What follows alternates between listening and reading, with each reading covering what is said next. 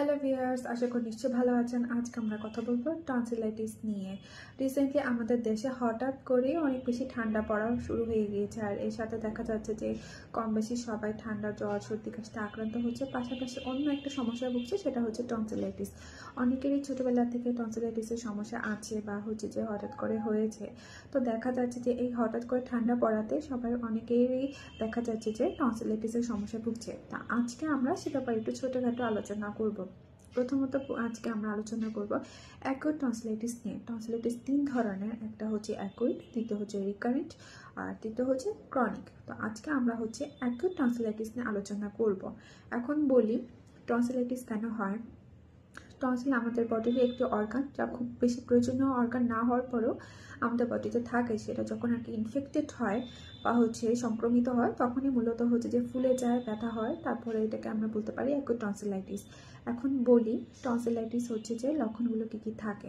প্রথমত হচ্ছে যে জ্বর থাকবে, তার সাথে গলা ব্যথা থাকতে পারে, গলা ফুলেও যেতে পারে, অনেক সময় ঢোক গিলতে বা খাবার গিলতে অসুবিধা লাগতে পারে, শ্বাস নিতে কষ্ট হতে পারে, সাথে অনেক সময় দেখা যায় যে শ্বাসকষ্ট হতে পারে, মুখে দুর্গন্ধ হতে পারে, বা টনসিলাইটিসের যে পোষণ আছে সেখানে লালচে বা সাদা ধরনের দাগও দেখা যেতে পারে। এখন বলি কি কি কারণে টনসিলাইটিস হয়ে থাকে। টনসিলাইটিস মূলত তিন ধরনের কারণে হয়ে থাকে।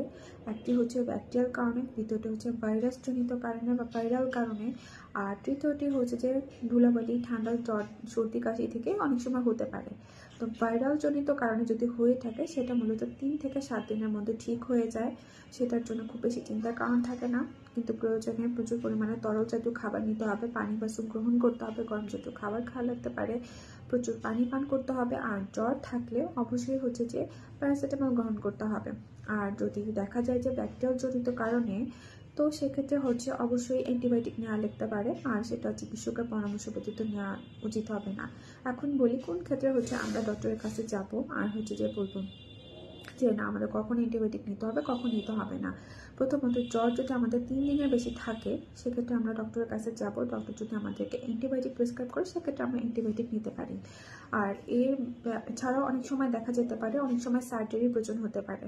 তো যদি ডক্টর আমাদেরকে বলে যে না আমাদের সার্জারির প্রয়োজন হচ্ছে, সেক্ষেত্রে অবশ্যই সার্জারির ব্যবস্থা গ্রহণ করতে হবে। আর যদি অনেক সময় দেখা যায় যে না, যে ঠান্ডা কমে গেলে বা হচ্ছে যে এই সমস্ত জিনিস এড়িয়ে চললে দেখা যায় যে অনেক সময় নাও হতে পারে। তো সে ব্যাপারে আমরা মেনটেন যদি করি, তাহলে অনেক ক্ষেত্রে আমরা এই টনসিলাইটিস থেকে বেঁচে থাকতে পারি।